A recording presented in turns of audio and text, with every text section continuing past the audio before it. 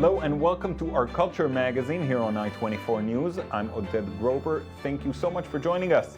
Today on our show, we'll take an in-depth look at the life and work of Israeli filmmaker Asi Dayan, who passed away this morning.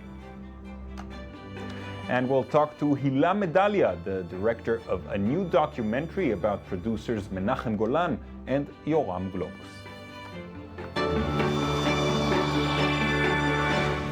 We begin, sadly, with the death of Asi Dayan, one of Israel's biggest cultural icons. Actor, director, and writer, Dayan always said what was on his mind, and it always seemed to be interesting.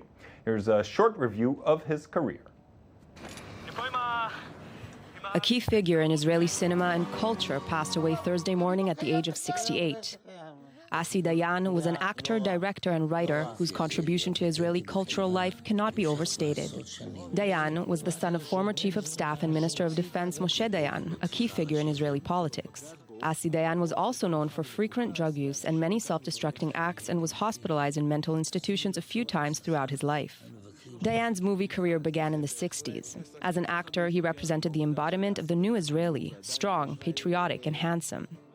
In his early directing career, Dayan directed films that mainly focused on the Israeli identity from a humoristic viewpoint. But later, Dayan was known as a sharp commentator and iconoclast, whose films took a sharp view at Israeli society and human nature. His most notable works include Khalfon Hill Doesn't Answer, Life According to Agfa, and Dr. Pomerantz. Dayan won many awards throughout his career and holds the record for winning the highest number of the prestigious Israeli Academy Awards, which he won 8 times. One of the peaks of his later career was a trilogy of films written and directed in the 90s. Life According to Agfa, in which he depicted a microcosm of Israeli society.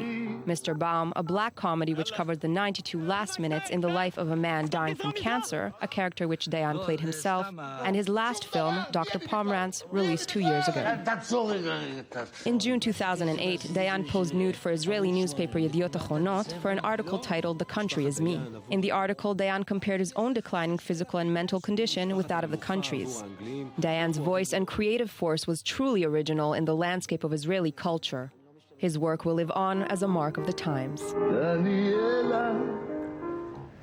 Joining me now is Professor Nissim Calderon, who teaches classes on Israeli literature and culture at Ben-Gurion University. Professor Calderon, thank you so much for joining me. Nice to be here. So place Asi Dayan in the bigger picture of Israeli culture. Why was he so significant beyond just his work as a director and an actor? First of all, Asi Dayan was born in Nahalal. Nahalal is the Mayflower of Israeli culture. Right. It is where the leadership of labor Zionism were established a model for a new society. Right. This was the dream. His grandfather was one of the leaders of labor Zionism. His father, everybody knows, was Moshe Dayan, the greatest general in Israeli history. Right. Now, can one imagine what it means to be the son and grandson of this huge and heavy thing on his shoulder?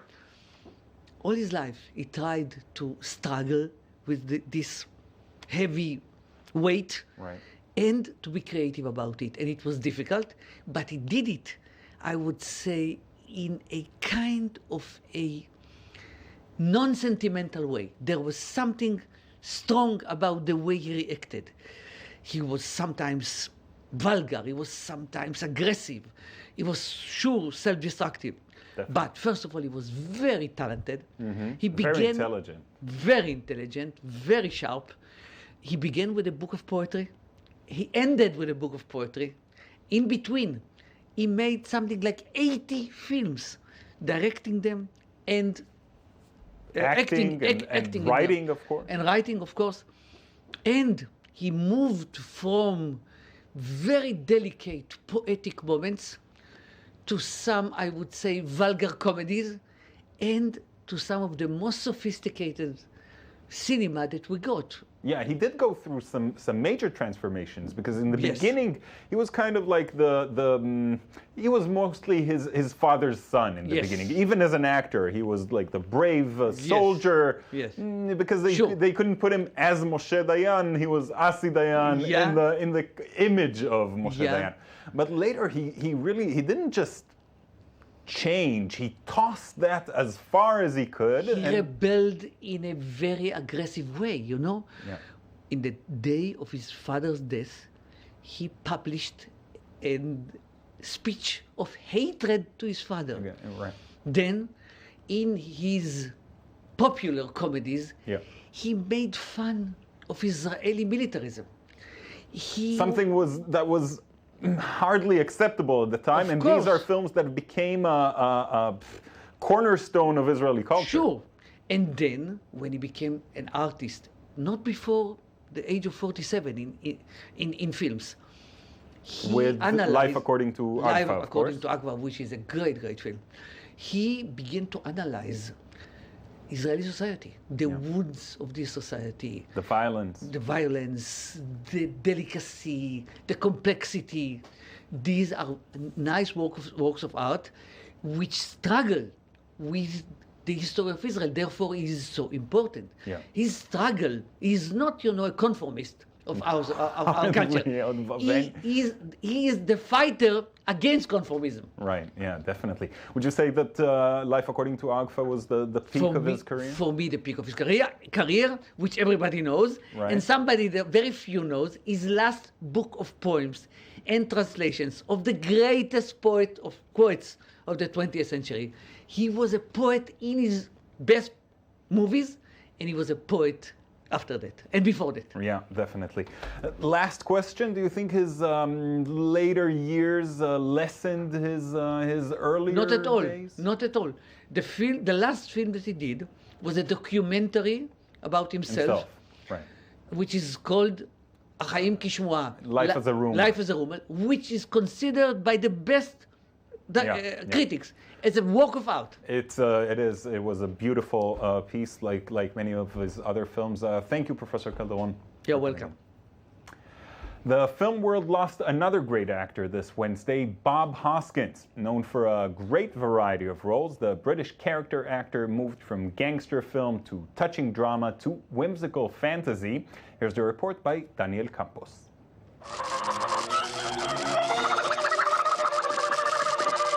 Oscar-nominated British actor Bob Hoskins, known for his roles in films like Who Framed Roger Rabbit and Mona Lisa, died on Wednesday at the age of 71, following a pneumonia crisis.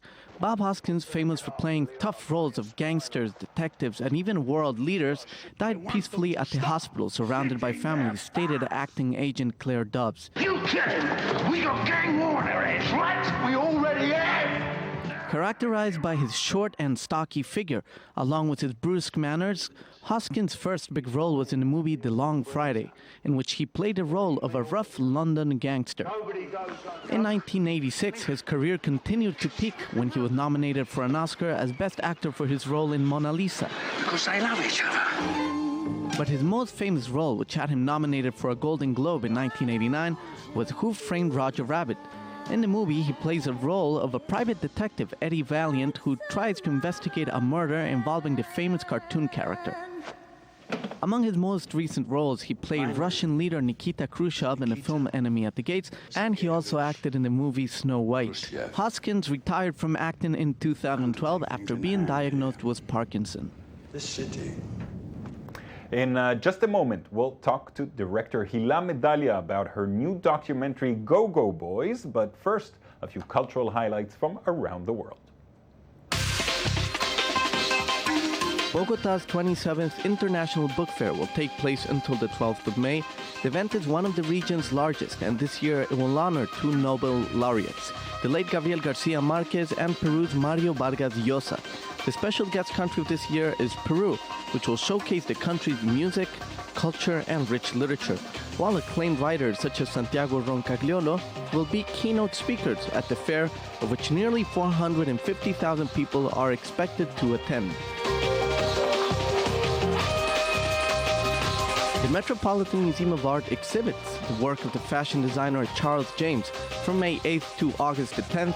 The exhibit examines the career of the legendary 20th century Anglo-American fashion designer. Beyond Fashion explores the design process with focus on the use of sculpture, science, and mathematics, which have made him one of the most influential designers up until this day. Some of his most famous works like Butterfly, Swan, and Diamond will be showcased in the exhibition.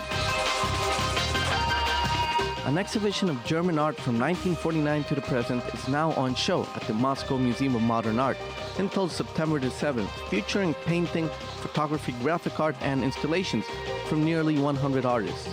The Paths of German Art creates a retrospective of German history of art over a recent decade, highlighting different artistic trends.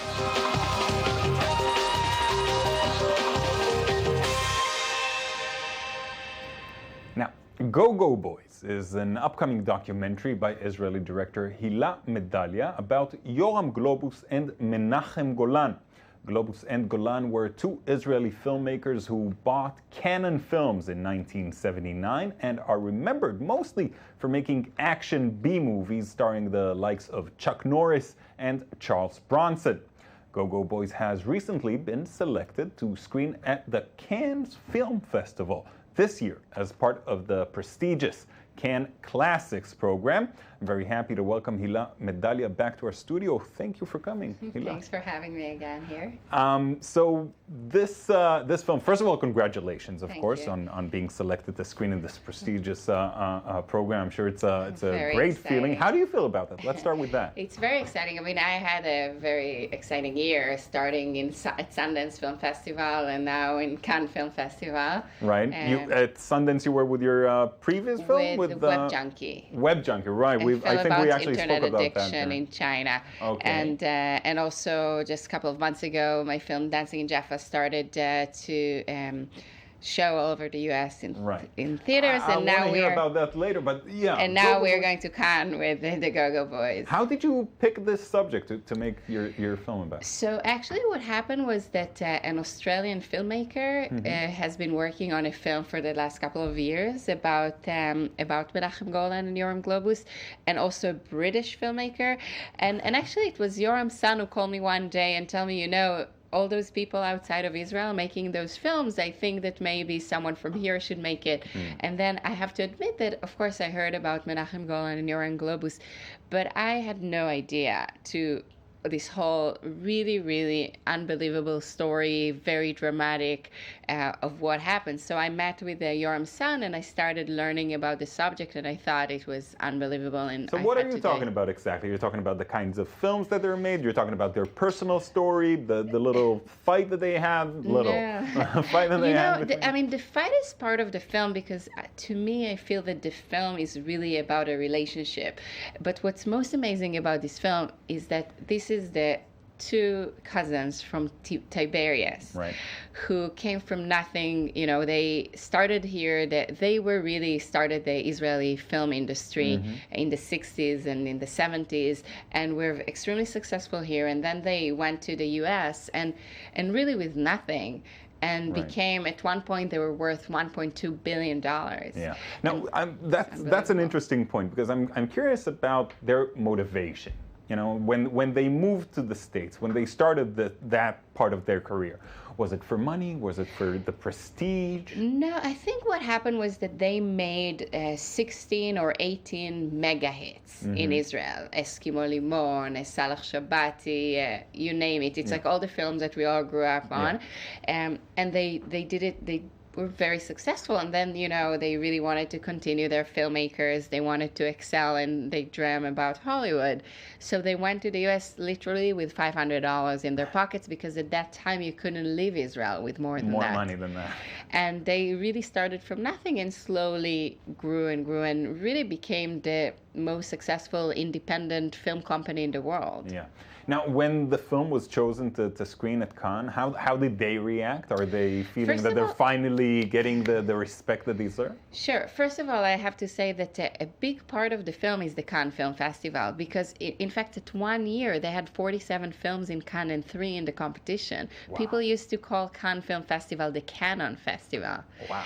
And then as far as Menachem and Yoram, you know, that when we heard that we were in Cannes, they were extremely excited. You know, they were thrilled. I mean, it's in many ways showing that the festival recognized them and their work. And you know, Menachem is already, you know, past 80. I mean, he's in mid 80s. Yeah. And you know, Yoram is also, I mean, much younger, but still, you know, it's really we are all very excited, and they're going to join me to Cannes, and it will be very, wow. very I'm exciting. looking forward to see the film and the pictures from there. Very quickly, if you can, about your last film that's currently showing in the States, Dancing in Jaffa. Yeah, Dancing in Jaffa, about Pierre Dulain, the ballroom dance that was teaching in the Bronx, and he's from Jaffa, and he came back to Jaffa to start dancing classroom in Israel with Palestinian and Jewish children. Children, yes, and it's now Beautiful playing story. throughout the U.S. in theaters, and we just won our 6th audience award. So